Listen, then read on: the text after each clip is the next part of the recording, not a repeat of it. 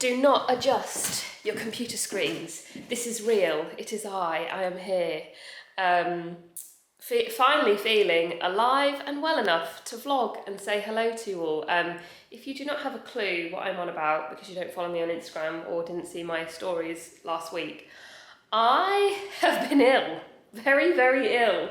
So much so that pretty much all of last week was spent horizontal on a sofa with literally just up to my eyeballs in a chest infection and a sinus infection, I think. Some sort of infection, basically, which just rendered me completely unable to do anything. Like, last week was a write-off, and I was so gutted because I did have quite a lot of things planned that I wanted to vlog last week.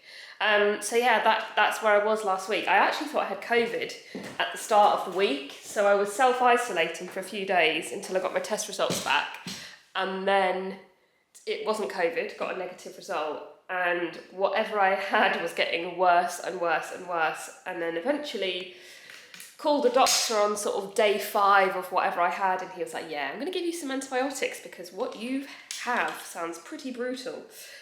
So yeah, I've been on antibiotics now for the past 2 days, and wow, I'm just like, zing! But obviously with antibiotics comes the hideous side effects. My stomach is just all over the shop, so I'm currently on probiotics as well to try and like even everything out. But yeah, I can only apologise because I feel like all I do is apologise, but because I don't deliver the things that I say I'm going to deliver. But yeah, you would not have wanted me to have vlogged last week. I mean, I know everyone likes to see a little bit of sort of reality, but we all know the reality of being ill. It's not nice, no one needs to see it. And there was at points last week where I couldn't even hear, I couldn't taste, I can't really taste anything now, and I still can't hear properly, so I do apologise if I am shouting at you. I'm trying to sort of keep my voice at an okay level, but because I can't hear myself, obviously I have a tendency to kind of shout a little bit. But I can function finally. That's the main thing. I can finally function, so I can vlog. I've got lots to do, like lots to update you on this week, lots to show you, lots to talk about. So hopefully this week will actually be quite a good one. The first thing being, the coffee table is here.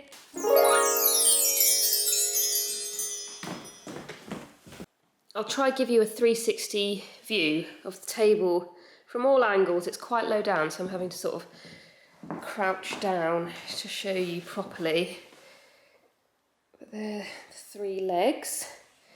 And then this is the shape from a bird's eye view. Wow, those peonies look exactly how I felt last week. I'll replace those at some point today. And then another sort of top view. I think that gives you a pretty good idea of how the table looks. This is going to look some weird, like, sort of sexy QVC furniture selling TV advert.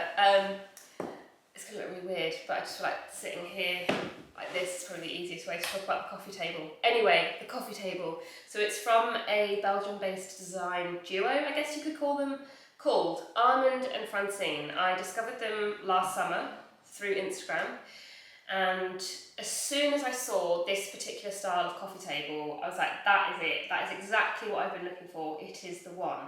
So I then did some research into places that I could order it from that would ship to the UK, and discovered a Belgium-based furniture store that stocked the specific style I wanted and offered shipping to the UK.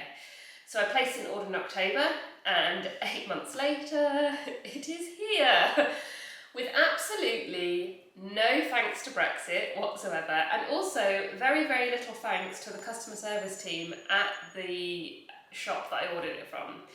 So I am really in 2 minds about saying where I ordered it from, because the customer service was so bad, and I don't want to give them the credit for it, but equally would like to warn people against ordering from this particular shop. So if you have been seriously Excuse me. I'm still a bit... I don't know if I said, but I've been really, really ill. Anyway, if you've been seriously considering ordering a piece of almond and francines, and you've been looking at pieces stocked on a Belgian-based interior store, 2 words, 3 syllable. First word is 1 syllable, the second word is 2 syllables. I'm trying to think how else I can elaborate on this. Maybe send me a DM or an email just asking where I ordered it from, and then I can sort of tell you about a bit about my experience, because it wasn't good and I just wouldn't want anyone else to go through what I went through. But I imagine this isn't reflective of an experience. Maybe if you were in Belgium you wouldn't have experienced what I experienced. It was because we had so much trouble getting it outside of Belgium and shipped to the UK. But it was more the fact that they just weren't helping me whatsoever. They just didn't seem to want to help me. So about 3 weeks ago I decided to look for a man in a van to basically just pick up the table and deliver it to me. So I went through sorry, I've got a very itchy nose. I went through a website called Shipley, which is where you can basically just post an advert telling drivers what it is you want picking up, where from, and where you want it delivered to. Then that advert gets seen by all these drivers then send you quotes. And what it is it's basically people who are already doing those routes, who have got who are already driving those routes, you know, delivering other things, who have got space in their van. So yeah, some guy messaged me and was like, yeah, I'm driving from Belgium to Norfolk. In a couple of days' time, I can pick up your table for this price. It was a really reasonable price considering what I'd been quoted in terms of shipping costs from the actual place I ordered the table from. And yeah, he was just like, yeah, it'll probably take like 2 days. He texted me the whole way, like communicated everything to make, you know, to give me peace of mind. And then literally he just turned up outside the flat one day and was like, here you go. It was so smooth. I couldn't believe how smooth it was. And I just thought I could have done this back in January. Anyway, that's by the by. The coffee table is here. Let's not dwell on the past 8 months. The next fun thing is figuring out how to style it. When I first arrived, I was like, yeah, I can really pile it high with books and stuff. But then this sculpture arrived and I was like, oh, it might look quite nice with just the sculpture and a couple of other minimal bits. But then I was like, it looks really nice with flowers and candles and bits. So yeah, I'm really quite overwhelmed with what I want to, like how I want it to look. And I know, I feel like this will, over the next week, just be in a constant state of just change until I kind of figure out how I want it to look. I know it doesn't have to permanently look the same, but you know, just for a little bit, I'll be playing around with it. I think the priority though really is to sort out this, yeah. When the coffee table arrived, I made a very small adjustment to this corner area. Some of you might remember there was a sort of side table just here, but once I got this in, I felt like the two didn't look quite right together and it felt a bit crowded because this is quite a statement. So with the side table there also, it just wasn't quite right. The side table's currently here along with the original coffee table. I think this is going to go in the bedroom and will act as a sort of low console with books, candles and sort of general bedroom bits on it. And then this potentially could go in the hallway and act as a sort of plant stand, or could go in the bedroom as well. I'm not 100% sure yet. Hello! It's much later on now. It's like, gosh, it's nearly 6:15. I'm sat waiting for Dean to come round and pick me up because we are going to view a campervan. Ah! We're going to go look at a campervan. Yes, that's right. We are thinking about... Hello? Oh, you're here! Yeah. I was just telling the people. You just what? I was just telling the people about where we're going. Oh. Yeah, we're gonna go look at a campervan, aren't we? Yeah. Because A, we'd quite like a project, and B, we think we'd quite like that project to be a camper van. Yeah, we can't do a house. We'll do a house on wheels. Yeah, we can't do a house just yet, so let's do a house on wheels. But also at the end of it, we'll have an amazing camper van, hopefully, that we will get lots of use out of, because we love road trips, don't we? It's one of our favourite modes of travelling and transport.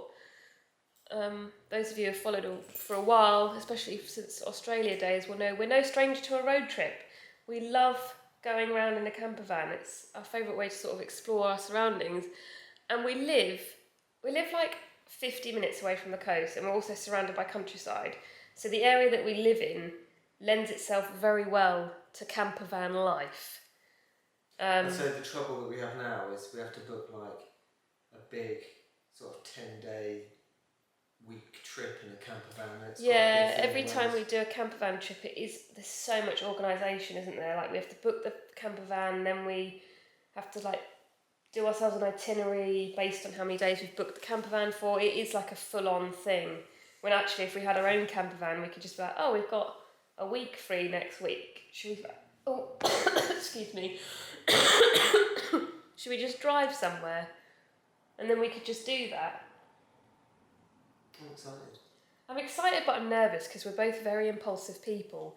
So when we get an idea in our head, it's very much like, right, let's execute this idea. I've bought it already. Yeah, we're trying to be pragmatic, but I think both of us in our head have bought the camper van already. But by viewing it, we're pretending we're being really pragmatic when actually I'm like, I'm ready to buy if you are. What else was I going to say? There's one more thing. Oh yeah. Also, if you've followed me for quite a while, you will also know that I don't drive. And you're probably thinking, Brittany, is this not an absolutely ludicrous idea to be buying a vehicle that you can't even drive? Well, I have a provisional licence on its way to me, and as soon as the provisional licence arrives, I'll be booking lessons, because I've pretty much got to my wit's end with not being able to drive. Went through my whole 20s fine. You've got to your wit's end. Well, you got to your wit's end years ago when we were in Australia. But I finally have got to the age now where I'm like, I should probably learn to drive. So hopefully in the next few months, I'll be well on my way to like booking a test and actually passing. And depending on how long it takes to renovate a camper van, I won't be too long after the completion of the camper van, I'll be able to drive. Right, should we go? Let's go. Yeah! Outside the roofs and everything like that, all. Is it leaking, Mike? Yeah, anything. I mean. No, I'm not sure it's just leaking. No, exactly, Mike. There's not been anything.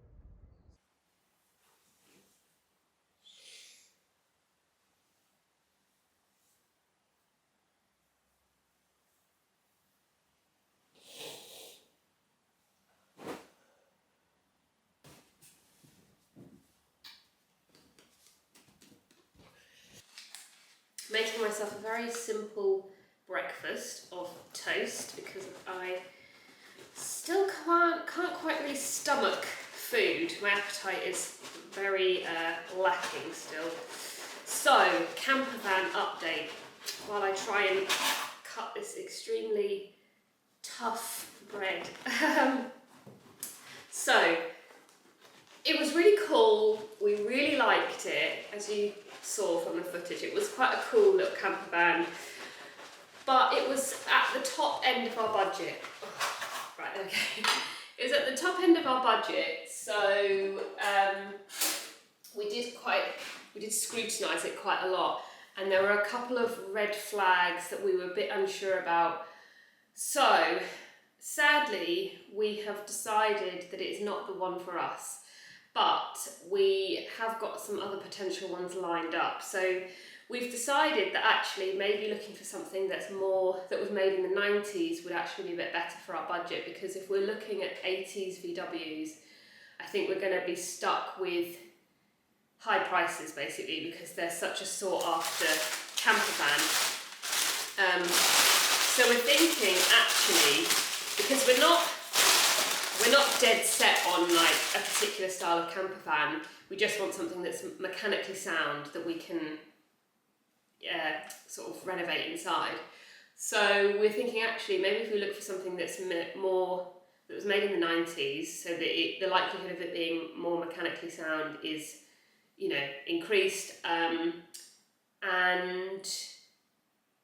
cheaper potentially. So we've been on Facebook Marketplace, which is a whole new territory for me, but turns out there's actually quite a lot of camper vans on there, and have found some that are really close by, that are all well within our budget, and would give us money left over to then work on the inside. Because the problem with the VW was it was such a top end of our budget that we would then have to really scrimp and save on actually trying to get it looking how we wanted it to look, and that's not the plan. The idea is that we buy something much cheaper and then get it, then use the budget to actually work on the inside. So fingers crossed. I've messaged a couple of people today. Fingers crossed we'll be viewing another one this afternoon or this evening. Lined up a couple of other, more 90s style camper vans, like I said. So yeah, that's the camper van update. So just heading out to the studio. Today's outfit is Margaret Howe dungarees because it's just a grey, rainy day, kind of cold, and I want to be comfortable. Dr. Martin 1461 monos. I don't know if I want to wear these turned up. Whoop, I nearly fell over there. Turned up or turned down. I actually think I like them turned down. I haven't worn these not dungarees. Well, I haven't worn dungarees for a while, but I haven't worn my Dr. Martens for ages. Also Margaret Howe shirt. It's like this sort of off-white stripy one. And then I'll just chuck on a trench and a tote bag.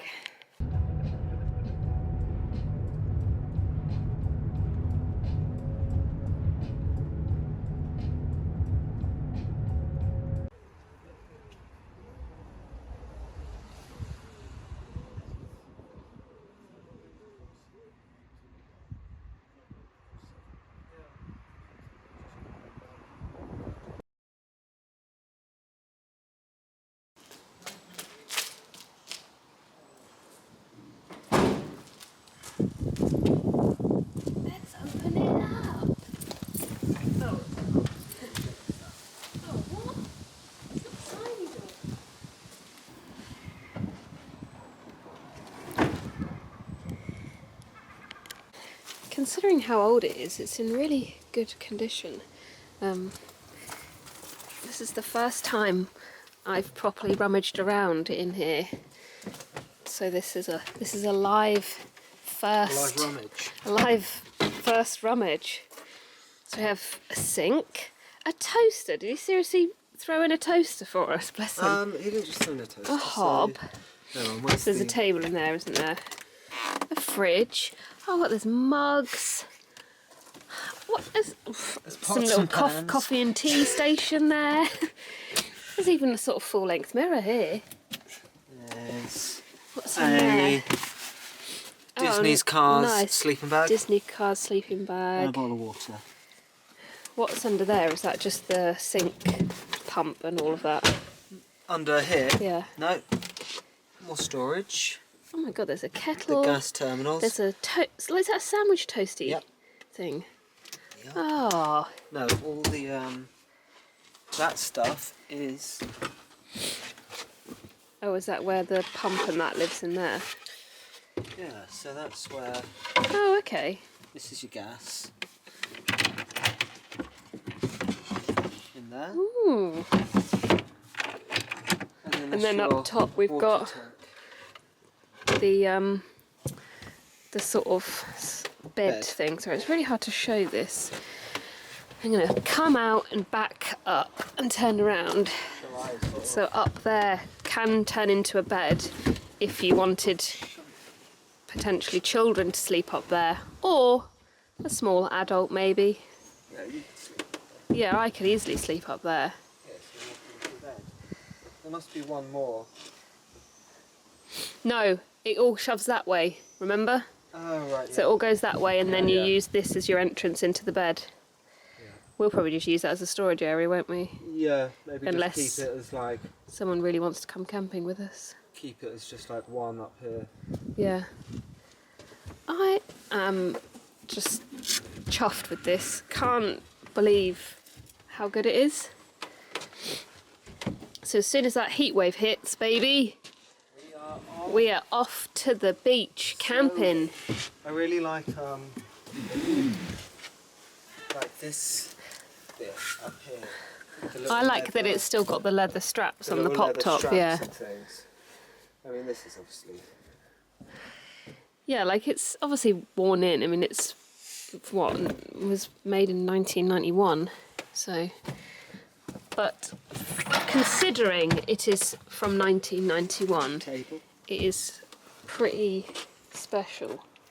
Like it's good to go, isn't it? We don't really need to actually. We don't urgently need to do anything, but we are going to do stuff to it, aren't we? Yeah, I urgently want to do things. Yeah, I know you do, but like this weekend or next weekend, we could go out on it if we wanted, couldn't we? Yeah. Unless you decide to rip it out like tomorrow. Rip it out tomorrow. Just come back tomorrow and find that you've taken everything out. Oh, I am so stoked. I can't wait to just, well, Have a campervan. yeah, use it and have a camper van and go around in it. I mean, it drives nice. Yeah, Sold. I won't be able to You are going to enjoy that just yet. You'll struggle. Yeah, you'll be able to drive it. Oh yeah, there's no power steering, so maybe I need you to help me steer when I eventually do drive. Yeah. Ah. So, this is our project for the next however long, month or so.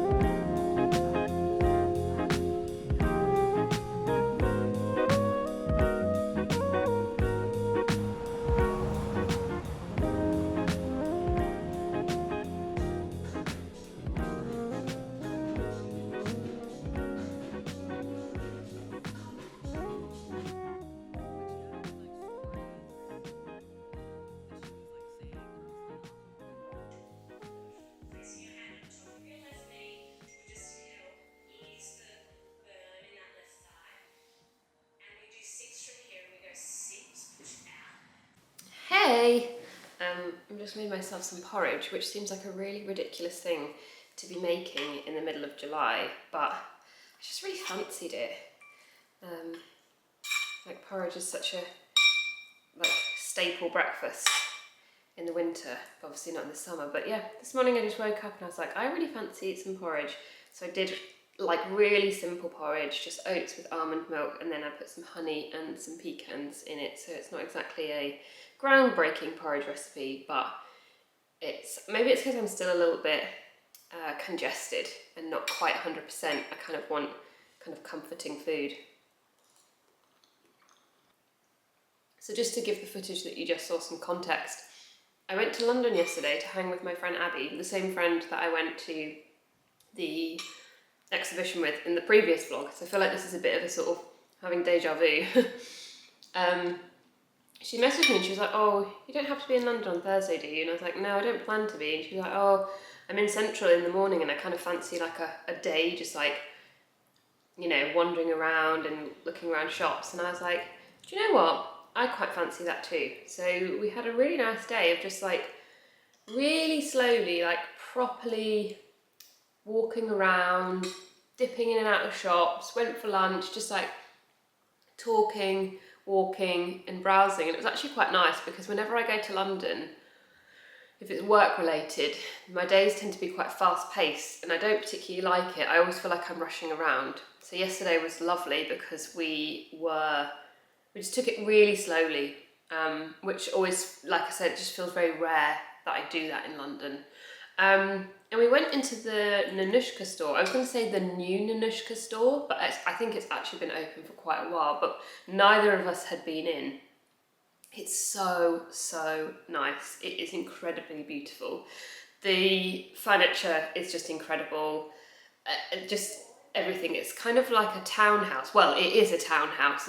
I think it's a 3-story townhouse, but it's been split into a shop / cafe space. So you can go there, have a drink, have a wander around. I think you could get some snacks as well. I can't remember. But we both had an iced tea and we were in there for an hour and a half, mainly just talking with staff and with each other and just sat with a drink. But the space is beautiful, absolutely incredible. Even if you're not intending on shopping or you're not an Anushka customer or whatever, it is such a beautiful store. It's just off New Bond Street, I think. So if you find yourself in that area in London, do check it out because it's really, really beautiful. I am sat here to tell you something. I'm just going to talk about a book. The book that I finished. So I know it's disgusting when people talk while they're eating. I finished a book. So finally finished Out by Natsuo Kirino. Absolutely loved this. It wasn't what I was expecting though. It was darker than I anticipated. At the very beginning, there is quite a graphic murder / rape scene that really threw me off guard, but it didn't put me off. Carried on and really, really enjoyed this. It's dark, humorous in some ways, graphic in some scenes, but not too graphic. It's not prolonged or dragged out. And you can't really call it a murder mystery because you know who has committed the murder, but you just don't know where it's going to go. If you missed me talking about this book when I first started it, it's the story of 4 women who work in a food factory in Japan, and one of the women murders their husband, and she ensues the help of the 3 other women that she works with or alongside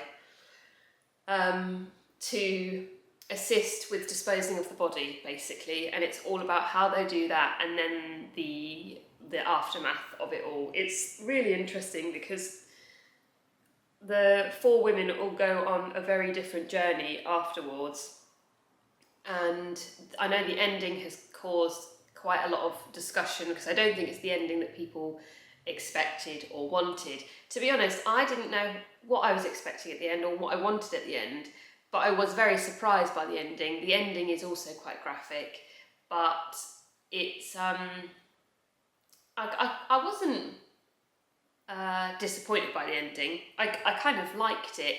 I just wasn't expecting the ending. I was like, oh, interesting. But I really like the pace of it. It's kind of, it's not your typical fast-paced sort of like murder mystery or thriller. It's actually quite like medium-paced, I would say, in the nature of, I guess, Japanese fiction normally is. It's like a really nice pace. I really like how it was written. I really, really enjoyed how invested I was in all 4 of the women, and I just loved, I didn't know what was going to happen to any of them. You couldn't tell. It felt really different to your typical sort of like murder thriller. And yeah, I really, really enjoyed it. I think if you enjoy the other Japanese recommendations that I've recommended in the past, you will enjoy this. But I feel like maybe I should put a slight trigger warning for scenes. There's a few scenes of rape and quite brutal murder within it. Aside from that, yeah, absolutely love this. I want to give you a little shampoo bar update and a little skincare intro as well. So a couple of weeks ago, I said that I received one of the Davines shampoo bars, and I did promise that I would kind of let you know how it is. I absolutely love it. It performs just as well as their regular bottled shampoo does. I actually bought a tin for it because The issue with, I guess, solid hair care is in your shower, if you don't have a ledge or anything, or a shelf or whatever, it's difficult to store. So for the first week, I was balancing it on top of a shower gel bottle, and I just found it was getting really wet and really manky quite quickly. So I went on the Davines website to see if they had a dish or anything, and they had this, a tin, which I actually think is so much better than a dish. Lots of brands provide a lovely ceramic dish, but that's still not helpful if I don't have somewhere that's easy, like away from the shower head to put that on. So this can literally just live in my shower. It doesn't matter if it gets wet because the shampoo bar's protected. And with inside, I bought this, by the way, this tin wasn't gifted. And then inside, this bit lifts out, so it drains, and you can actually pour away any excess water quite easily. So I thought that was really handy. I think that was £10 for the tin. And yeah, that's just made my life a lot easier in terms of storing the shampoo bar. But overall, very impressed. I can't say I see any difference between the bottled shampoo and the shampoo bar. It lathers up really, really well, which I think was a concern that some people said, like, will it actually perform and will it actually lather up? Because I think sometimes with shampoo bars, I've tried a few from Lush and I've kind of put them in my hair, and it's actually just sort of made my hair feel like it's a bit sort of, you know, squeaky and there's not been any lather. Whereas this feels like a proper good shampoo that lathers up. You don't even need much, to be honest. You can just swipe it through your hair. I kind of get the shampoo bar, like obviously once my hair's wet, and then just sort of rub it this side, and then rub it on the back, and then just completely lather up my scalp and then rinse. I don't put anything on the ends of my hair. So that's the Davines shampoo bar update. And then I want to introduce you to a skincare brand that I was sent a few pieces from last week. Now, I haven't actually used the skincare brand, so I can't actually give any reviews on the performance of the skincare. However, the first impressions of this skincare brand so far, in terms of the way they look and their ethos and everything, I'm very, very impressed. And it's a solid skincare brand, which kind of segues nicely on from talking about the solid hair care. Now, solid skincare is something that I have tried a few times, but I have to be honest, it just doesn't compare to regular skincare. And I think there's a real gap in the market for solid skincare that performs just as well as its non-solid counterparts, I guess. And Subtract, which is the brand I'm now about to talk about, I think is trying to bridge that gap, which I'm really excited about, because I think for solid skincare to really become a thing, it has to be able to compare to the skincare that we love and use today. Someone's knocking on my door, be right back.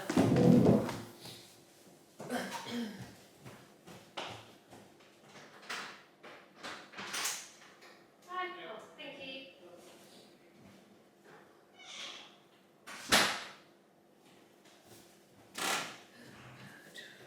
Right, I'm back. Anyway, I'll get talking about the brand. So they're called Subtract. All of the packaging is compostable, so everything comes in a cardboard box. I've opened up everything, it's all out in front of me. Packaging's very nice, very minimal, clean looking. And then the product itself is wrapped in a compostable wrapper. So there is zero plastic, you know, there's absolutely no plastic within this whatsoever. They have sent me, this is their cleansing balm, which you can see looks very nice. They've also sent me their makeup melt, which I believe would be, I guess if you kind of wanted to do a double cleanse, if you had makeup on that day, you could use the makeup melt and then cleanse. And then they've sent me their moisturising, what's this called? Moisturising facial balm. I'll talk about the actual packaging that it's in just a moment, because it didn't come in that, it obviously came in the cardboard box. Now the thing with solid skincare, obviously the first and foremost I want it to perform, but then the second thing that I'm concerned about with solid skincare is the way in which it looks, because it has to then obviously compete against skincare that is in packaging, you know, actual solid packaging that can just sit and look nice on your bathroom sink or your shelves or whatever.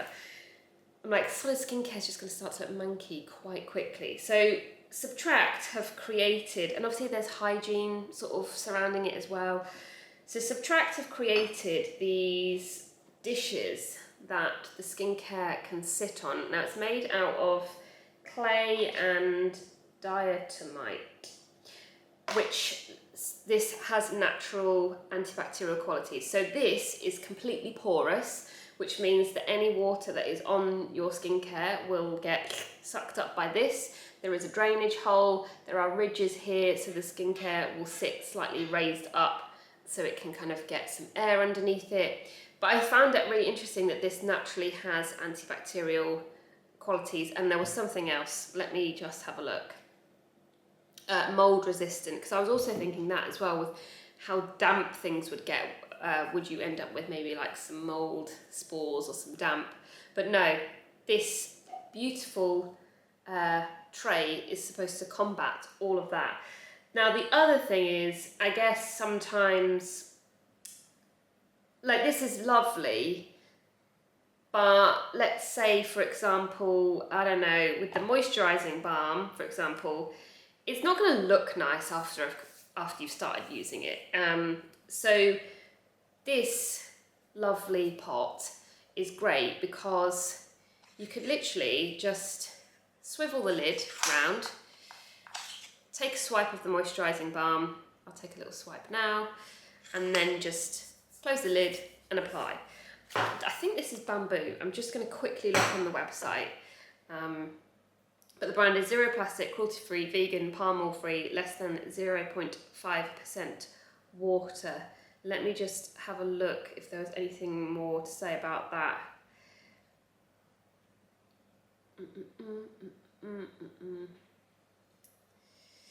So this will also obviously keep your product out of sunlight. So that's another thing with some ingredients. Obviously, when they're exposed to sunlight, they don't particularly, they don't like it, do they? So yeah, that's Subtract. I just wanted to show you before I started using, because I was quite excited about it and I thought I'll share now and then I can let you know how I get along with them. I'm just really intrigued by, what intrigued me the most was the fact that they want to create solid skincare that doesn't actually compromise on performance, which I think has been the issue. I bought a couple of like moisturising balms and things and they're just not really, they just don't cut it. So I'm really looking forward to trying this, and we'll update you in a few weeks' time on how I am getting on with everything. A very quick OOTD for you all before I head out to the studio. Today's Friday, by the way. I would have put that on the screen, I presume, at some point today. But yeah, I'm now about to head out to the studio to edit this vlog together and do a couple of other bits of work. So I just thought I'd quickly show you what I'm wearing. Fairly relaxed, because I'm just going to be sat at my computer all afternoon. Uniqlo U t-shirt. This is quite a thick t-shirt and it's got a really nice thick band on the neck. Margaret Howell belt. Trousers are navy pleated, big baggy trousers from a brand called LFM. Shoes are the Studio Nicholson Moonstar Trainer collaboration. And then this is the Low Classic, I think it's called the Lucky Bag, in the big size, and it's the dark brown colour. And that is me, good to go. I'm just about to head out to the studio. Wow, lovely overexposed footage of me there. Yeah, I'm now about to head out to the studio. And I want to show you one more thing, just one more thing real quick. Yesterday, Abby introduced me to the world of Frederic Malle fragrances. I had heard of Frederic Malle, or Marley, but I'd never really explored any of the scents. And I've been introduced to Portrait of a Lady. I don't know, I'm trying to show you that tiny little sample. Oh, whoops, maybe that's a bit better. This smells incredible, absolutely incredible. Now, the woman at the counter in Liberty, she was so nice, so much fun, absolutely loved talking to her. She was like, this is probably one of like the most popular scents. And while we were there was a guy also sort of having a spritz, and he was like, yeah, Portrait of a Lady is my favourite. And then there was a woman there who was looking at some bits and bobs, and she was like, yeah, Portrait of a Lady is also my favourite. So yeah, I think it's the brand, one of the brand's most recognised scents. I was very tempted to buy a full size of it, but I just wasn't sure because once it was on my skin and had started to do its thing, it didn't smell the same as when it first came out of the spritz. So I was like, can I have a sample just so I can kind of wear it for a week or two and see how I feel? So this is the first wear of it this week. I'm just going to spritz a little bit on this wrist. But, oh yeah. So yeah, I just wanted to show you that. I'm sure there's lots of you who already have smelt Portrait of a Lady, or maybe you wear Portrait of a Lady quite regularly. But man, that is good.